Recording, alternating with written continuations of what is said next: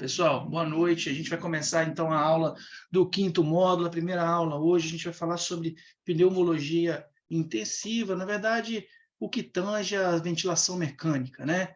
É um assunto muito recobrado em prova, é recorrente, tanto na primeira quanto na segunda etapa, e na nossa prática clínica, não tenho nem que explicar, que é disso aqui que a gente é especialista, né? O plano da aula é dividido em monitorização respiratória e mecânica respiratória. A gente vai falar um pouquinho de cada tudo.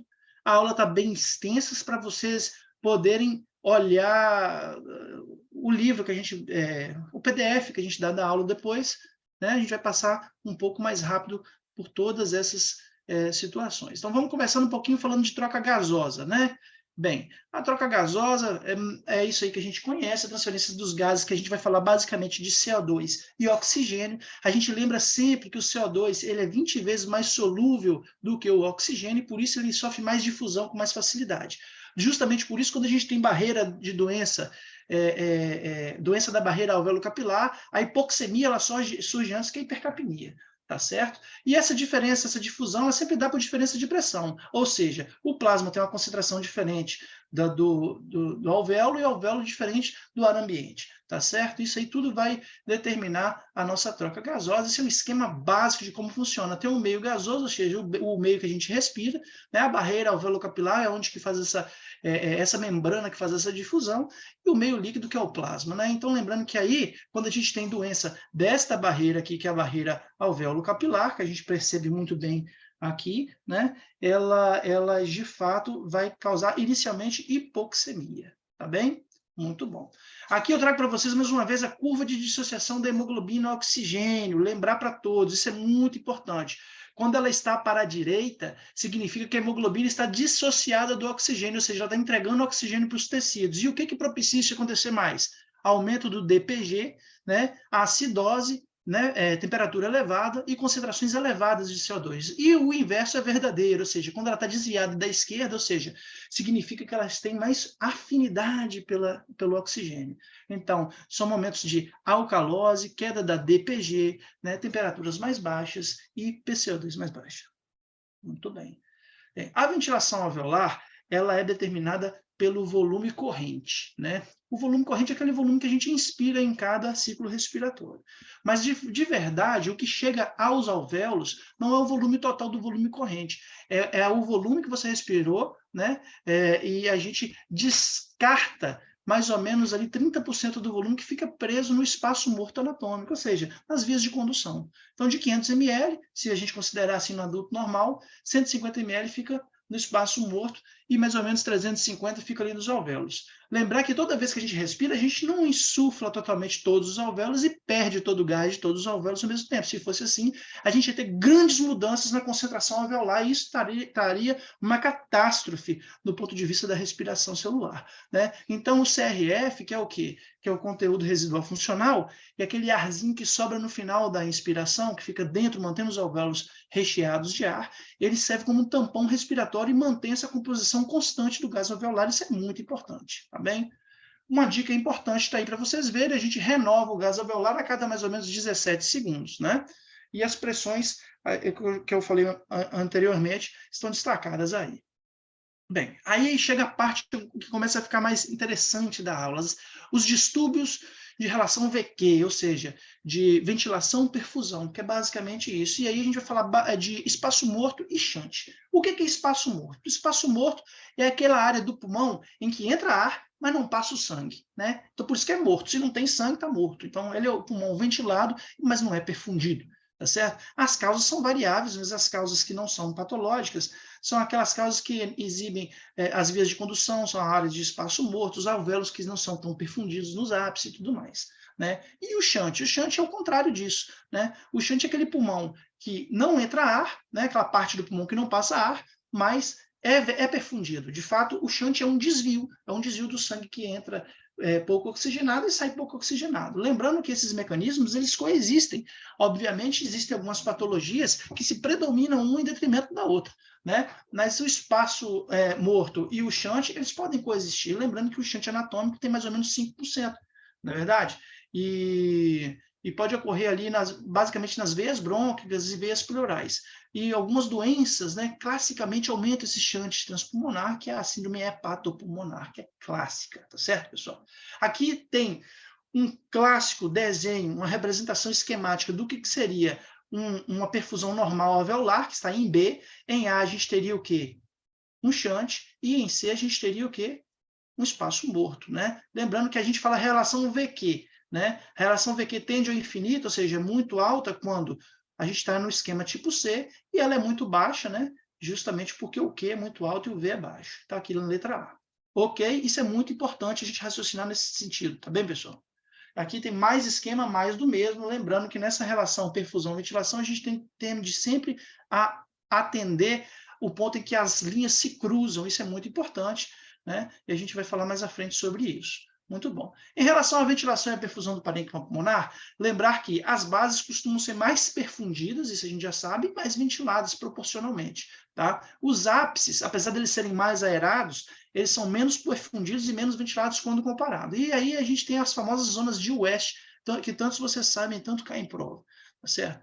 Então, as zonas de West, elas dividem o pulmão em relação à ventilação e perfusão, em relação à relação VQ dele mesmo. Então, elas têm as zonas 1, 2 e 3. Lembrando que as zonas 1, ela tem, né, são mais localizadas nos ápices, ela tem a ventilação que predomina sobre a perfusão. Na zona 2, a gente tem a relação as relações são iguais, né? E na zona 3, a gente tem uma relação que a ventilação ela é menor do que a perfusão. É aqui que você tem que colocar a ponta do cateter de Swan-Ganz, é questão de prova, vocês estão cansados de saber disso.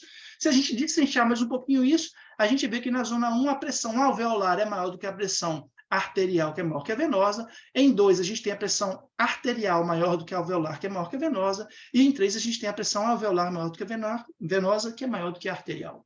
Tá bem? Isso tudo para vocês consultarem depois. Em relação à insuficiência respiratória, que talvez seja o carro-chefe das internações no CTI, a gente tem a classificação das insuficiências respiratórias, aquela classificação mais antiga e clássica, digamos assim, que é a tipo 1 e tipo 2. A tipo 1 é a insuficiência respiratória do tipo hipoxêmica, e a tipo 2 seria aquela hipercápnica, aquela que o paciente não tem doença pulmonar propriamente dita, mas o paciente tem o quê? Tem hipoventilação, talvez por uma degeneração neuromuscular, algo do tipo, né? Essa nova classificação vem na nossa fonte de consulta, que é a nova que foi proposta, né? E ela chama classificação da insuficiência respiratória modificada, né? Então, por quê? Porque ela, além do 1 e do 2, que não mudaram, ela surge com o 3 e 4. E o 3 e 4 nada mais é, assim, simplificando, vale a leitura depois, que o tipo 3 é aquela insuficiência respiratória perioperatória, que predominam distúrbios do tipo atelectásicos, tá certo, pessoal? E o tipo 4 é aquela insuficiência respiratória de alta demanda, pacientes sépticos, né, pacientes em choque de algum tipo, que vão gerar insuficiência respiratória. Muito bem. Lembrando que o tipo 1 continua sendo hipoxêmica e a tipo 2 continua sendo a hipercápnica, que todo mundo sabe. Tá certo? Maravilha! Então, vamos lá, atenção? Atenção! Anota aí, a PF, ela é marcador de função pulmonar, ok? Assim como no cadigo é o débito urinário e a creatinina, no pulmão é a PF. A saturação de oxigênio entra na nossa fórmula da DO2, mais importante do que a PA2. Então, a saturação de oxigênio, ela demonstra a capacidade de transportar oxigênio aos tecidos. Isso é importante, porque frente a uma das duas, a gente preza sempre a saturação primeiro, porque ela faz parte da DO2. Lembrando que DO2 é igual a débito cardíaco vezes conteúdo arterial de oxigênio. Se a gente dividir o conteúdo arterial de oxigênio, a gente tem basicamente hemoglobina e saturação de oxigênio. Tá certo? Vale a leitura depois. A hipoxemia, ela pode ser resultado daqueles 4 mecanismos anteriores que a gente viu. Tá certo? Apesar de que existem mecanismos diversos que podem estar, inclusive, em conjunto, né? E se a gente estiver frente a um quadro de hipoxemia, a ordem de tratamento seria, primeiro, ofertar oxigênio para esse paciente. Em segundo plano, a gente tenta aumentar o fluxo de oxigênio para esse paciente. E, em último plano, a gente tenta aumentar a pressão intratorácica, e daí vai para a ventilação não invasiva e ventilação invasiva com pressão positiva. Muito bem. Capnometria. Capnometria vai para a parte de monitorização propriamente dita. O que significa capnometria? Existem vários termos: capnometria, capnografia, capnograma. Bem, capnometria é tudo que mede e exibe numericamente a exalação do CO2 ao final da respiração. A capnografia, como o nome diz, é quando a gente plota essa produção de CO2 em relação ao tempo ou volume e plota ela num gráfico, né? E o capnograma é a forma desse gráfico, tá certo? Existe também um outro termo que a gente chama de gradiente de PCO2 para PET-CO2, que costuma ser mais ou menos de 4 a 5 milímetros de mercúrio. O que significa isso? Você colhe uma gasometria arterial, tem uma PaCO2X, e você avalia ela em relação ao PET-CO2, ou seja, a exalação do CO2 desse paciente. Costuma ter uma diferença de mais ou menos 5 milímetros. Acima disso, a gente vai ver que pode ser patológico. Muito bem. Essa curva, ela é dividida, na verdade, esse gráfico ele pode ser dividido em 4 etapas. A fase 1, que é a fase ali onde que existe o início da expiração, onde que vai sair o ar do espaço morto anatômico. A fase 2, em que se faz, de fato, se inicia a expiração propriamente dita. O platô, que é a fase 3, e a fase 4 não é mais fase expiratória, é fase inspiratória, ou seja, o que o paciente ele volta a inspirar, né? E aí ele para de exalar o CO2. Isso é muito importante, apesar da gente não ver tanto na prática médica, por conta até da disponibilidade, bem recorrente, e é interessante a gente entender um pouquinho disso. Vamos dividir essas fases? A gente chama de fase 1, o ar exalado do espaço morto anatômico. Né? Ele é livre de CO2, ele costuma ser zero. Isso é importante, ele tem que começar daqui. Caso contrário, ele é patológico. A fase 2, que é essa fase da ascensão, ela é a transição entre o ar da via aérea e do ar alveolar. Ali já tem um conteúdo de oxigênio que vai aumentando ao longo do tempo, e a fase 3 costuma ser uma fase um pouco mais de platô, é a fase de realmente exalação do ar alveolar, seja rico em CO2, ok? Se a gente for olhar, vocês vão notar que eu deixei para vocês pesquisarem depois, dentro dessa aula, vários padrões patológicos da curva do capnograma, tá? Lembrando que algumas condições podem aumentar a eliminação do CO2 e entre elas pode estar a infusão de bicarbonato de sódio ou situações de hipercatabolismo, como febre, sepse, tremores, hipertireoidismo e terapia com insulina, de verdade, né? Aqui a gente pode dividir essa curva, obviamente isso não vem no monitor propriamente dito, mas você consegue ter uma noção em área Z, área Y e área X. A área X é a área de produção de CO2 propriamente dita. A área Y é a área de espaço morto alveolar. E aqui no cantinho, seguindo minha seta vermelha, vocês conseguem perceber o que é esse gradiente de CO2, PET-CO2. Quanto maior esse gradiente, ele pode indicar algumas patologias, tipos patologias que cursam com débito cardíaco baixo, uma parada cardíaca, uma hipotensão aguda, um TEP.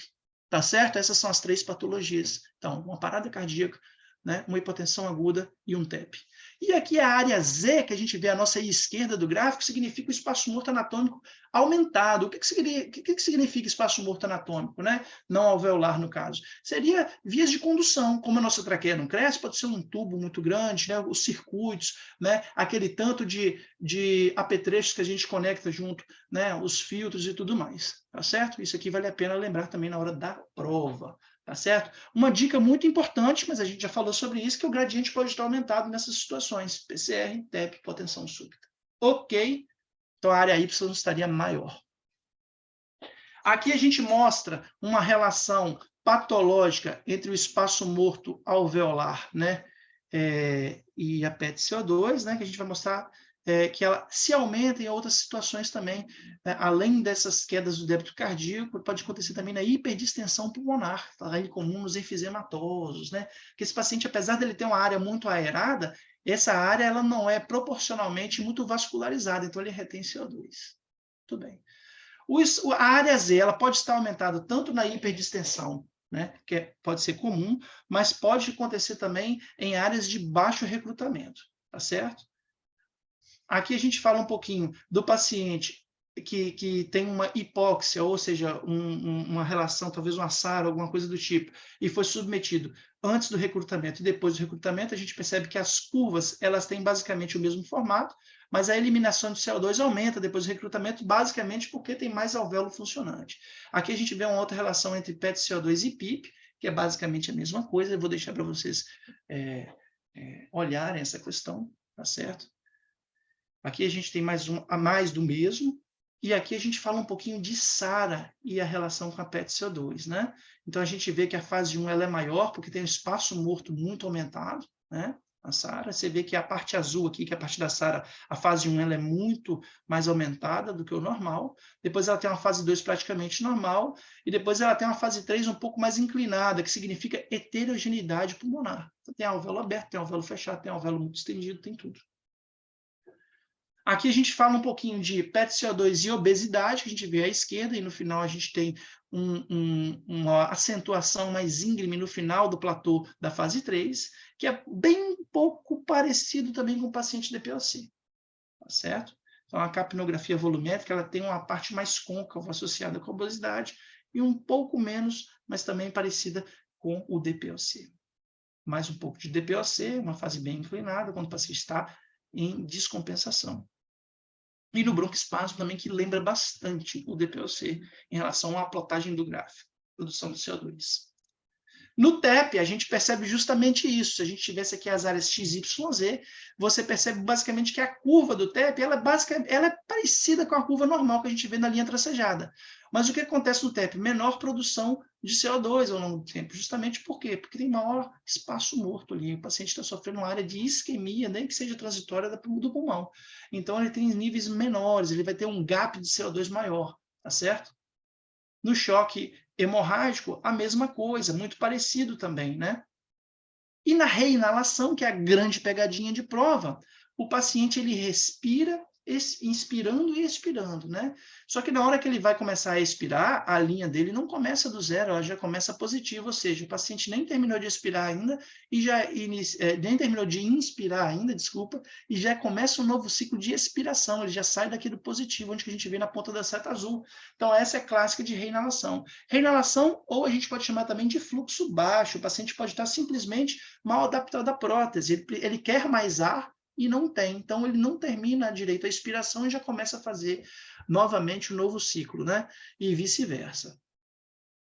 Na SARA, mais do mesmo, a linha sempre um pouco mais inclinada da fase 3, isso pode lembrar também DPOC. Mas, resumindo, isso foi para tentar dar uma clareada na cabeça da gente. Esses são os padrões que são cobrados. Então, em A, aqui em cima, a gente percebe um padrão normal. Em B, a gente percebe um padrão completamente anormal, ou seja, a intubação esofágica, né? Lembrando que a capnografia ela é utilizada para a confirmação de intubação orotraqueal. Em C, a gente percebe uma curva que vinha normal e depois fica anárquica, ou seja, ocorreu uma extubação. Em D, a gente percebe uma curva que era normal e depois ela muda as suas amplitudes. Parece que tem alguma coisa obstruindo o tubo, e é realmente isso, né? Em E, a gente percebe o quê? Uma curva que vem gradativamente diminuindo sua amplitude. O que significa isso? Lembrando que as curvas é a plotagem do CO2 ao longo do tempo, né? Significa que o CO2 está diminuindo a cada ciclo respiratório, ou seja, o paciente pode estar hiperventilando, né? E em F tem o contrário, a curva vem aumentando, ou seja, ele está hipoventilando, ou seja, cada vez mais ele consegue concentrar mais oxigênio. A reinalação, o rebreathing, né, nova respiração, a gente percebe justamente isso. A curva ela vem normal, partindo do zero, e vai ficando cada vez mais positivo em sua base, ou seja, na sua fase 1. Né? E no broncoespasmo, e às vezes que compromete aí, no que diz respeito tanto parte da asma como do DPOC descompensado, a gente vai ver uma fase 3 de platô muito mais íngreme, muito mais em pé, digamos assim. A gente também vai ter, né, essa clássica curva que costuma ser cobrada. O que significa isso? Ele tem uma curva normal de capnograma, né? Mas no platô, você percebe na fase 3 que deveria ser reta, né? E em platô, você percebe uma incursão negativa aqui. O que significa isso? Significa que no meio da fase expiratória existe uma força inspiratória agindo.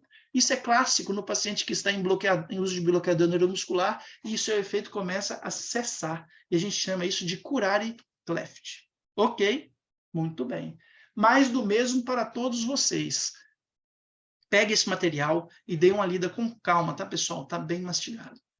E aqui eu trago um pouquinho sobre a forma de que a gente tem de monitorizar o capnograma. Ele pode ser via mainstream ou sidestream, ou seja, é como você vai acoplar, né, o componente da capnografia em relação à via ventilatória do paciente, e todas elas têm as suas partes positivas e negativas. O side stream, ele pode apresentar muita condensação de vapor d'água no tubo e pode levar a erros de aferição. E o mainstream, esse aqui do meio, ele não acontece condensação porque você pode aquecer essa válvula. Só que aí ele pode levar até queimaduras no paciente, não pode ser legal também não. Tá certo? Muito bem. Oximetria de pulso é outra forma de monitorizar esse paciente, né? Então, a vantagem é que ela é não invasiva e indolor e tem melhorado a sua tecnologia ao longo dos anos, tá, pessoal? A gente sabe que o paciente crítico, ele tem uma saturação arterial ali acima de 90%, ele já garante uma PO2 acima de 60%, né? E aí, quanto maior esse valor, talvez maior a acurácia dele ao longo do tempo. Existem algumas situações que podem falsear essa leitura, e são todas essas que a gente vê aqui que vocês estão cansados de saber. Né? Metemoglobinemia, né? Azul de metileno, anemias, a luminosidade do ambiente, né? Fluxo sanguíneo baixo, mobilização do paciente, esmalte, né? E outros sensores que podem estar, inclusive a cor da pele pode alterar isso. Muito bem. Mecânica respiratória.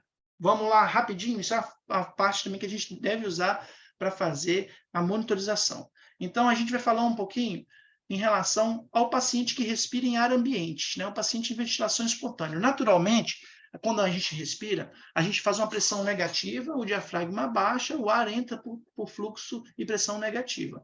Quando a gente expira, né, por vários mecanismos acontece que mantém a CRF. Um dos mecanismos mais importantes é o fechamento da glote sobre a epiglote. Isso mantém uma PIP natural, tá certo? Que a gente perde quando a gente passa o tubo. Por isso que é importante setar uma PIP, nem que fisiológica no paciente. Lembrando que quando a gente está em ar ambiente, a gente faz uma inspiração ativa, né? Uma inspiração ativa, aumenta o retorno venoso, tá certo? E se aumenta o retorno venoso, ela seca a veia cava, tá?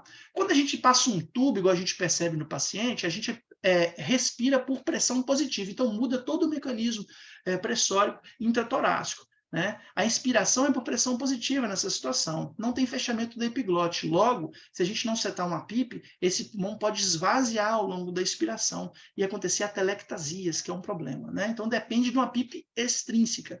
E lembrando que a pressão intratorácica aumentada, ou seja, na ventilação com pressão positiva, ela diminui o retorno venoso, né? Logo, ela aumenta a PVC e reduz, por conseguinte, o débito cardíaco, essa grande questão de prova. Não confunda débito cardíaco com pós-carga. A pós-carga do VD, no paciente entubado, vai estar aumentada, mas a pós-carga do VE tende a estar diminuída, ok? É isso que vocês têm que saber. Mas a PVC aumenta, que é a pós-carga do VD, vai ler a pós-carga do VD, né? E o débito cardíaco vai estar reduzido. Equação do movimento é a base principal do entendimento da ventilação mecânica. Né? Ela traduz que o ciclo expiratório se dá por pressão positiva, e essa é a fórmula. Lembrando que PVE é a pressão total das vias aéreas, pressão resistiva, mais pressão elástica, mais PIP. Tá? Obviamente, ela tem que ser calculada, ou deve ser lembrada, ou deve ser aferida com pacientes sem esforço respiratório. Vamos só destrinchar ela um pouquinho, porque muitas vezes a gente passa por isso batido nos livros, sem de fato entender o que está acontecendo. Então, vamos lá. Olha só. Vê essa equação. Próximo. Então, a PVA é a pressão total das vias aéreas. É tudo que tem ali dentro que está causando pressão. A pressão resistiva depende da resistência da via aérea e do fluxo. A pressão elástica depende do volume corrente e da complacência estática. E a PIP é a PIP. Ora, se eu tenho um paciente que está alarmando no respirador com pressão de pico muito alta, eu tenho que atuar nesses componentes. Eu tenho 1, 2, 3, 4, 5 componentes para atuar. É isso que tem que vir na sua cabeça logo. Tá certo? E, através disso, a gente consegue raciocinar muito bem o paciente. Vamos para a pressão de pico? A pressão de pico, pessoal, é tudo que a gente já sabe. É a pressão máxima das vias aéreas. Ela é a interação entre o volume, o fluxo e o sistema respiratório ali do momento. Tá? Elas são as pressões necessárias para vencer aqueles componentes resistivos e todos os componentes elásticos do pulmão. Lembrando que a gente respira naturalmente com pressão negativa. E a gente está invertendo essa fisiologia para respirar artificialmente, né? Ela é uma energia muito dissipada, ela costuma causar um pico, mas ela não transfere toda essa energia para a ventilação alveolar. Então, ela tem pouco impacto na ventilação alveolar. Logo, ela não está muito relacionada com ventilação o quê? Protetora. Tá certo? Se entendendo isso, está bom demais. né? E a pressão de pico menos a pressão de platô, a gente costuma associar ela com a pressão resistiva. Vamos ver isso? Olha só, isso aqui é a nossa pressão de pico, tá certo? Que todo mundo está cansado de saber, tá bom? Essa aqui é uma curva de pressão versus o tempo, tá certo? A pressão de platô, que todo mundo também está cansado de saber.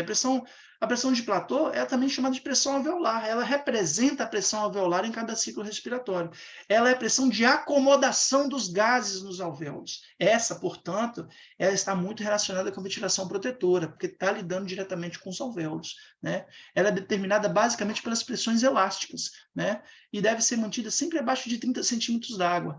Menor ou igual, dependendo da literatura, ou menor que 30 centímetros d'água. Como é que a gente afere isso? Basta chegar no respirador, que está com a pausa de 0,8 segundos lá, ou de 1 segundo, e calcular? Não, você necessariamente tem que fazer uma pausa inspiratória de pelo menos 2 segundos. E aí você afere ela aqui, se esse for um período de 2 segundos.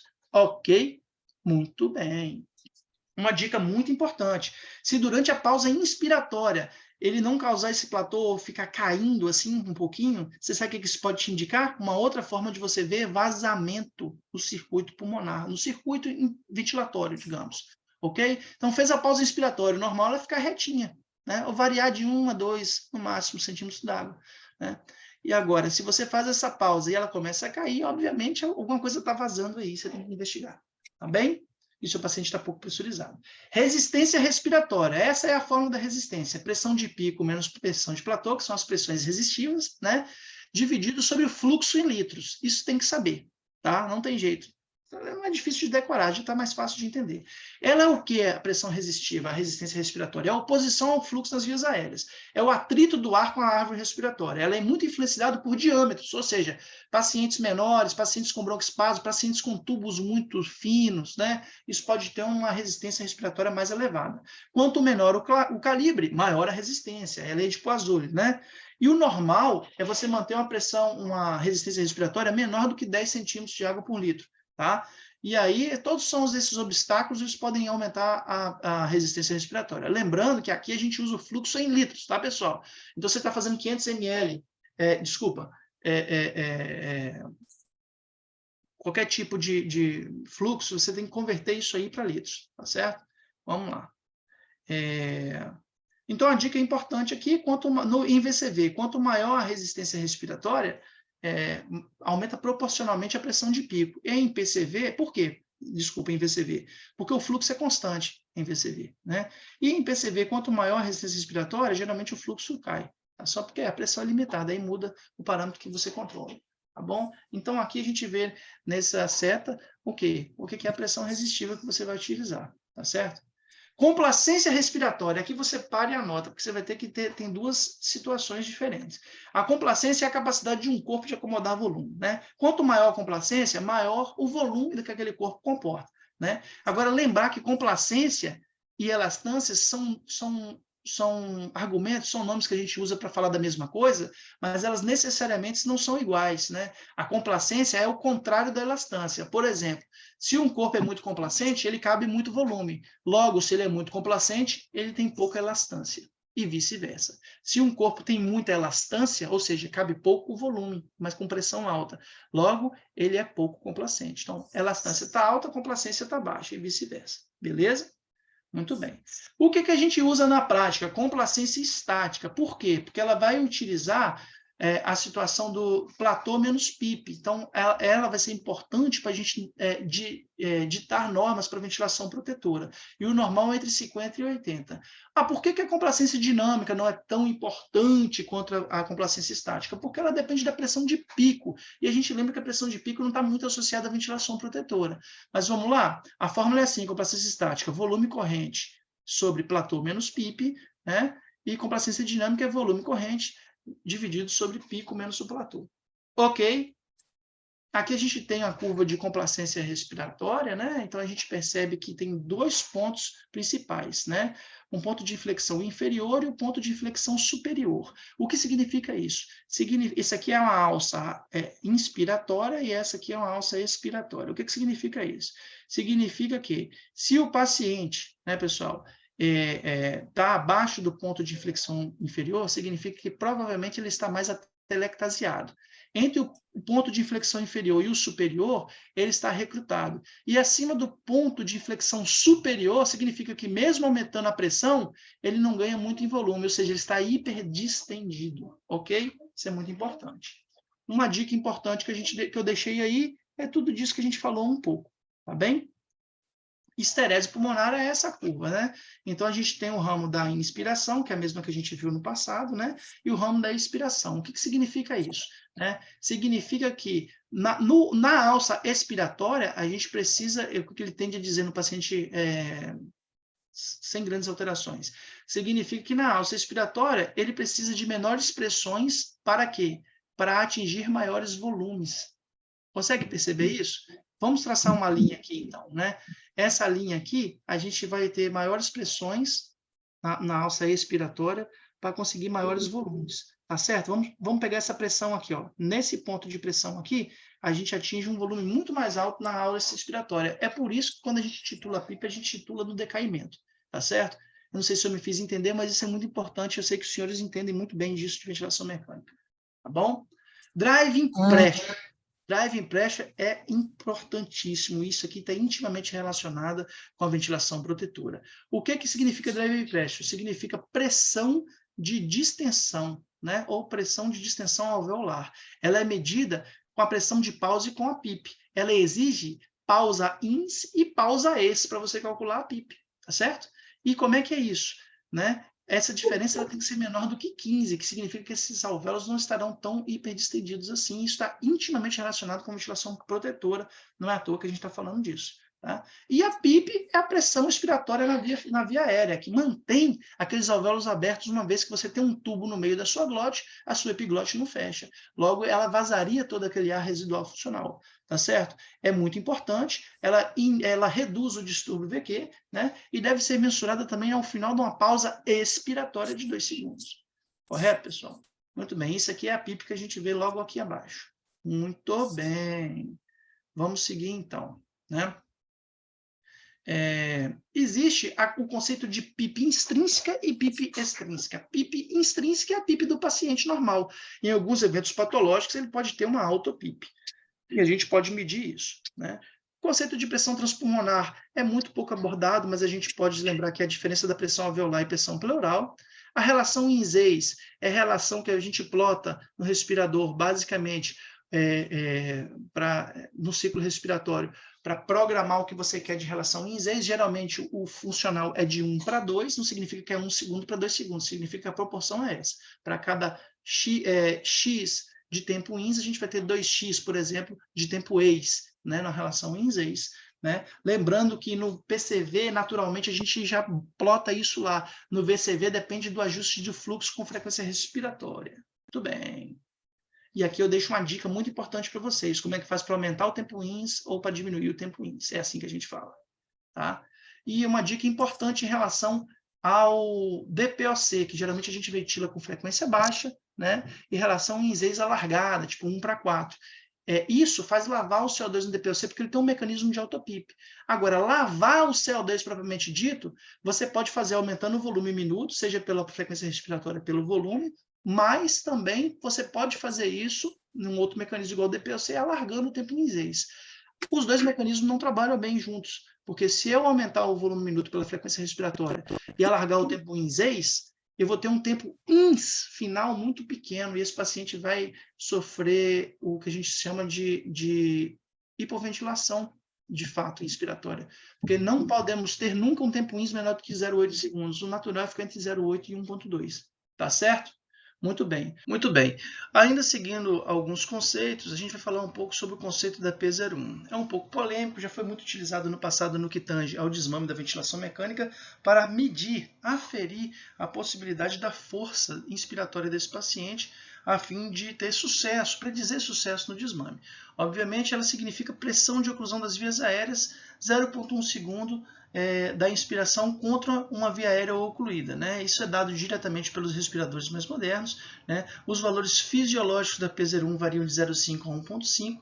É racional de se pensar que valores quanto mais negativos, ou seja, os maiores esses valores, maior força respiratória desse paciente, mas pode indicar também o quê? Pode indicar um esforço desnecessário, também indicar falha no desmame. Né? E aqui a gente tem uma dica traçando e dizendo por que aquele seu pacientezinho DPOC, muitas vezes ele está lúcido, interagindo em prótese, você submete ele ao TRE e ele não passa. Por quê? Porque ele não tem força inspiratória suficiente para isso. Tá certo? Baby lung é um conceito que a gente tem que falar. O que é baby lung? Significa que o pulmão está tão acometido que sobra só uma areazinha no ápice que é passível de ventilar. Essa areazinha mais escura que a gente vê aqui em cima na tomografia. Por que chama baby lung? Porque proporcionalmente é do tamanho do pulmão de um bebê. Logo, você tem que ventilar como? Com ventilação hiperprotetora, ou protetora, como a gente fala, né? O que é isso? Baixo volume, baixas pressões, usar PIP para abrir o que dá para abrir, né? E ser reticente em relação a isso. Muito bem. Mais do mesmo, para vocês lerem depois. Autopip, que é o mecanismo de aprisionamento aéreo, air trap. A gente consegue ver isso basicamente na curva de fluxo. Ela deveria atingir o zero aqui, e não atinge. Significa que esse paciente, antes de expirar totalmente, ele já defraga o quê? Um movimento inspiratório. E, habitualmente, se isso for acontecendo e você não tratar, esse paciente vai inchando igual um balão. O que vai acontecer? Distúrbio hemodinâmico, um corpo pulmonar agudo, e ele morre disso. Certo? Como é que a gente trata isso? A gente diminui o tempo ins, logo o tempo expiratório fica maior. Como é que a gente faz isso? No VCV a gente aumenta o fluxo, reduz o volume corrente, reduz a pressão de admissão, aumenta a porcentagem de fluxo no PSV, reduz a frequência respiratória, e um outro mecanismo é aplicar, calcular quanto é alto PIP total e aplicar 80% da PIP calculada. Tá bem? Stress Index é uma alteração dinâmica que a gente consegue perceber que o paciente ele pode estar hiperdistendido, né? Então, na curva da direita, a gente percebe um paciente hiperdistendido, na curva da esquerda, a gente percebe um paciente que tem alvéolos recrutáveis, mas estão colabando, e do meio é o normal. Fuga aérea, a gente consegue perceber pela curva de volume, basicamente, onde que tem esse entalhe negativo aqui, ou seja, não chega no zero. Tá bem, pessoal? E as alças fluxo-volume, a gente percebe de preto uma alça normal, em vermelho um entalhe muito importante aqui, fazendo essa concavidade, ela induz geralmente a pensar em restrição ao fluxo, geralmente um broncoespasmo, né? E essa curva aqui, uma curva que não atinge o final, significa vazamento do circuito, tá bem? Mechanical power. É uma conta que eles chegaram a estimar que deve ser mantida no seu radar para manter o paciente em ventilação protetora. Não é totalmente validada, mas é bom você saber os conceitos, porque eles têm tratado cada vez mais disso. Através dessa constante, a frequência respiratória, volume corrente, pressão de pico e drive pressure, ele consegue estimar quanto de energia que você gasta para ventilar esse paciente. Se esse paciente tiver valores acima de 17, significa que ele não está em ventilação protetora. Logo, isso aqui tem que estar na sua cabeça. Tá? Mecanismo de lesão pulmonar, pessoal, são todas essas. Tá? Volutrauma, barotrauma, telectrauma, biotrauma, VILI, VALI e CILI. A VILI é a lesão pulmonar induzida por ventilação mecânica. A VALI é o resultado disso, né? Você não sabe nem se foi induzida pela ventilação ou se foi porque o paciente piorou propriamente disso. E o CILI significa basicamente que o paciente está em ventilação espontânea e está fazendo volume pulmonar muito excessivo. Aí esse é o tipo de lesão. Lembrando que a ventilação protetora ela é baseada em baixos volumes, baixas pressões, a frequência respiratória ela tem que ser adaptada para manter um PCO2 próximo à normalidade, lembrando que a gente tende a hipercapnia permissiva, ou seja, que gera uma acidose de até 7,2, no máximo 7,15, dependendo da fonte, né?